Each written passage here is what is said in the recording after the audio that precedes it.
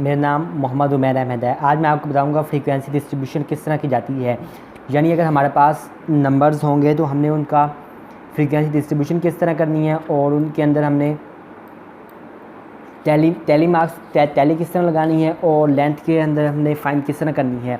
हमने frequency find करनी है। सबसे पहले इस फ्रीक्वेंसी के बाद में इस्तेमाल किया जाता है और पहले हम करेंगे लेंथ हमारे पास है। लेंथ हम इधर लिखते हैं कि हमारे पास सबसे कम से कम कितने डिजिट्स हैं और ज़्यादा से ज़्यादा हमारे पास कितनी टाइम्स हैं। इसके मुताबिक पहले हमें इसका लीस्ट काउंट फाइंड करना पड़ेगा, इसलिए इसके बाद बाकी चीज़ें हम फाइंड करेंगे। अब हमने ये फाइंड करना है कि हमें पहले रेंज हमें इसकी फाइंड करनी है कि हमने जो लेंथ बनानी है, नंबर ऑफ़ क्लासेस हमारे पास कितनी होंगी वो मालूम करने के लिए पहले हम देखते हैं कि इसका लीस्ट काउंट क्या है। यानी कम से कम इसके अंदर कौन सा डिजिट है। कम से कम इसके अंदर हमारे पास 1 नज़र आ रहा है हमें, और ज़्यादा से ज़्यादा इसके अंदर हमारे पास देखते हैं कि ज़्यादा से ज़्यादा मैक्सिमम नंबर्स हमारे पास इसके अंदर कौन सा है। मैक्सिमम नंबर भी हमारे पास इसके अंदर 99 है। अब हमने इधर लिखते हैं रेंज फाइंड करने का तरीका है रेंज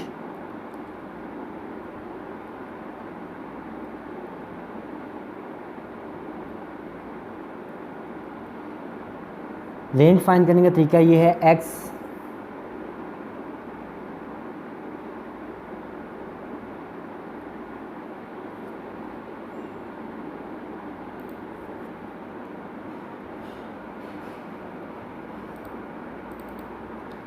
रेंज के पहले मैं इधर आपको फार्मूला लिख के दिखाता हूँ। एक्स एम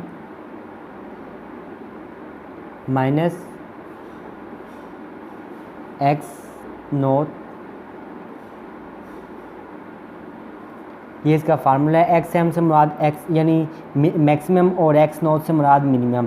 अब इसके अंदर जो मैक्सिमम है वो हमारे पास था 99 माइनस 1 इक्वल हमारे पास आंसर आएगा 98। और अब हमारे पास जो रेंज आ गई वो है 98। यानी अब 98 को हमारे पास डिजिट्स हैं, लेकिन अब हमने 98 की नंबर्स ऑफ क्लासेस देखनी है कितनी बनानी है। हम तकरीबन इसके अंदर 10 के करीब, यानी अगर हम एक क्लास बनाएं 10 की, तो हमारे पास नंबर्स ऑफ क्लासेस 9.8, इसको हम 10 पे डिवाइड कर देते हैं कि हमारी एक क्लास के अंदर लेंथ कितनी होगी।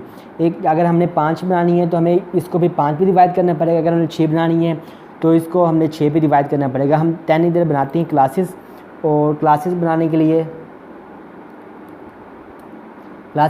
हमें 98 डिवाइड 10 इक्वल हमारे पास आंसर आएगा 9.8। यानी हमारी हर क्लास के अंदर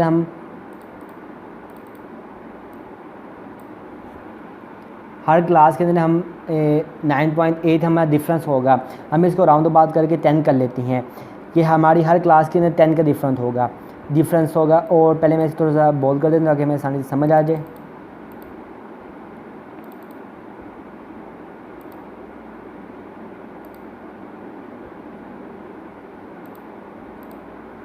और इसके बाद हमें जैसे 9.8 का डिफरेंस होगा। और पहली क्लास हम शुरू करते हैं 1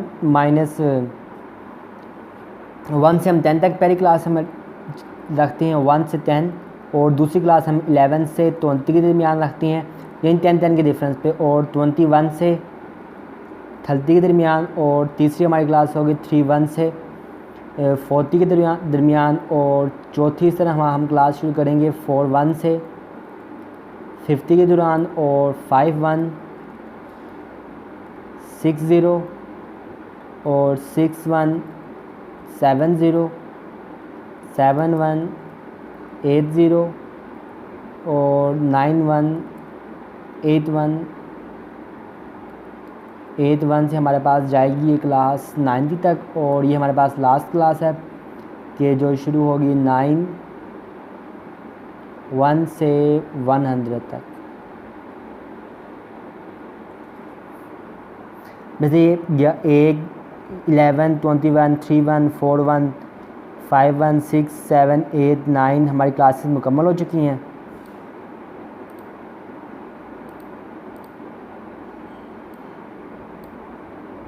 और अब हम ये देखते हैं कि हमने इसके अंदर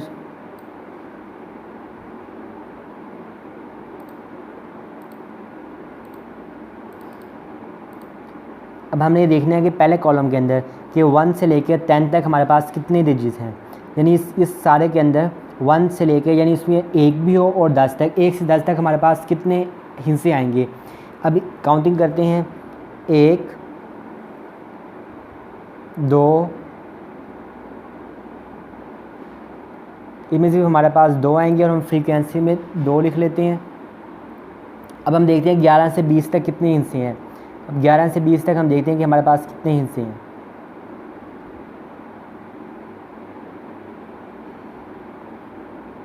1 2 3, हमारे पास सिर्फ 3 ही हिस्से हैं 11 से 20 तक।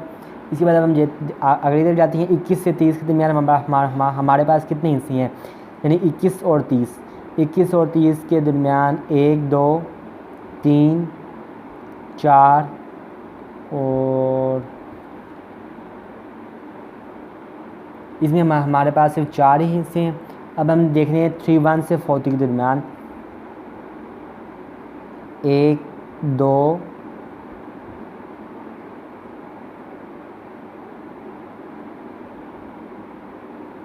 और 3 हो गए। इसके अलावा हमारे पास ये हो गए 4 हिस्से हो गए और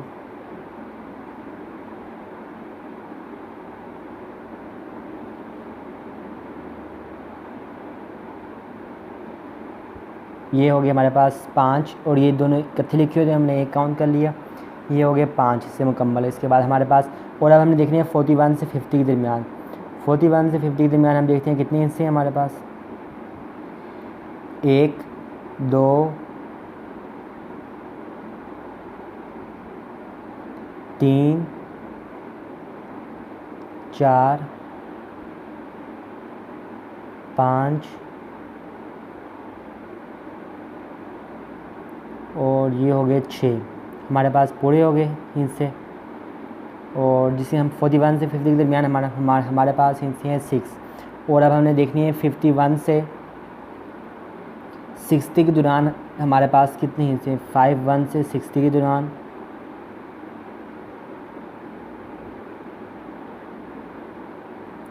इसमें हमारे पास कोई हिस्सा नहीं है 51 से 60 के दौरान। और इसके बाद हम देखते हैं कि 61 से 70 के दौरान कितने हिस्से हैं।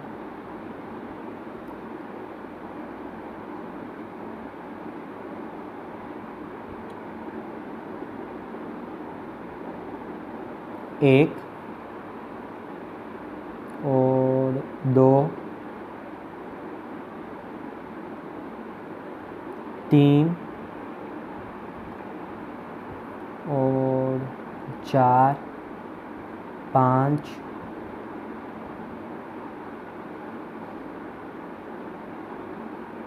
6, हमारे पास इसमें 6 हिस्से हैं। और अब हम देखते हैं कि 71 से 80 के दौरान कितने हिस्से हैं। 71 से 80, 1 2 3 4 5 6 और ये हमारे पास हो गए 7 हिस्से हो गए। अब हम देखते हैं कि 81 से 90 के दौरान हमारे पास कितने हिस्से हैं। 81 से 90 के दौरान हमारे पास कितने हिस्से हैं। 81 से 90, 1 2 3 4 5 6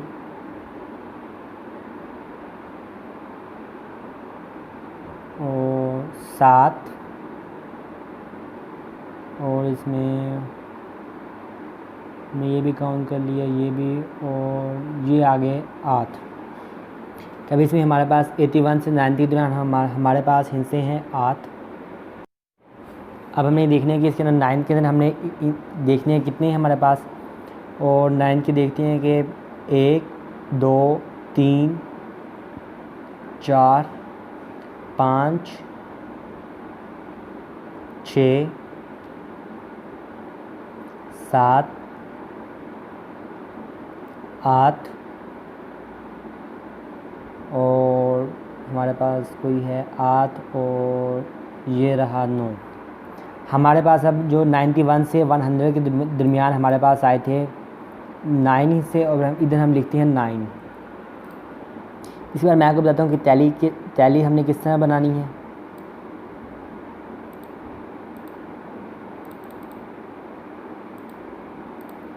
टैली से मुराद है कि इनको हमने एक ख़ास वर्डिंग में लिखना होता है, और जिसे जैसे 2 है तो हम इधर लिखेंगे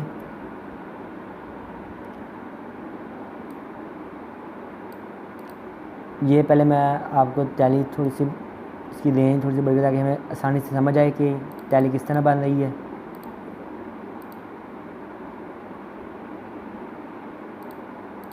और अब जैसे हमारे पास ये इसमें 3 है तो इसमें हमने 3 लाइनें लगानी है, और इसमें 4 है तो हमने 1 2 3 4 लाइनें लगानी है। तो जिसमें हमारे पास 5 आ जाएगा उसमें हमने ये 4 लाइनें लगा के ना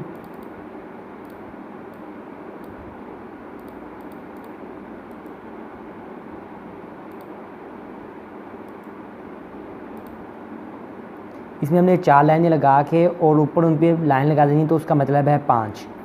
और इसी तरह जब हमारे पास होगा 5 तो उसमें हमने करना है कि 6 होगा ना तो उसमें हमने एक और लाइन लगा देनी है, यानी इसका मतलब है 5। और इसके बाद जब एक और लाइन लग जाएगी इसके आगे तो उसका मतलब हो जाएगा 6, यानी 6 होगी। इस बार इसमें 0 है उसमें हमने कुछ भी नहीं लिखना, या उसमें कुछ लाइन लगा दो वो भी ठीक है, ना लिखो तब भी ठीक है,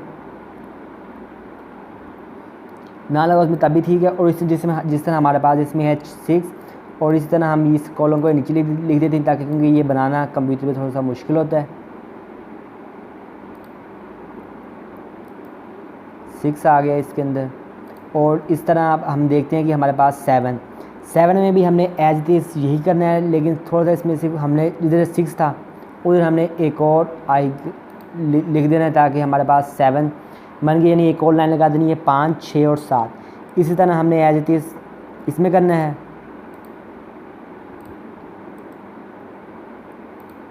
और इसको हमने नीचे कॉपी करना है, क्योंकि हमारे पास जैसे ये 5 6 7 और इधर हम एक और लाइन लगाते हैं ताकि वो 3 को रिप्रेजेंट करे। 5 6 7 8 मुकम्मल हो गए। और इसी तरह फिर हम इसको एक और लिखेंगे 9 की जगह। 9 में हमारे पास आएगा यानी 5 ये 6 7 और ये 8 और एक 9, यानी इसमें हमारे पास मुकम्मल हो चुका है कि 5 इसमें आ गया 5 और ये 5 और एक 6, 5 और एक 6 5 6 7 5 6 7 8 और ये 4। इसकी वजह हमने लाइन लगा देनी तो उसका मतलब है कि वो 5 हो गया। पहले 4 लाइनें होंगी तो उसका मतलब है 4, जब इस पर लाइन लग गई तो उसका मतलब है 5। अब इस तरह हमने ये टैली भी इसकी बना ली है और ये फ्रीक्वेंसी भी इसकी मालूम कर ली है। इसमें ज़्यादा मुश्किल मालूम करनी है फ्रीक्वेंसी, और इस तरह टैली भी इसकी कंप्लीट हो चुकी है।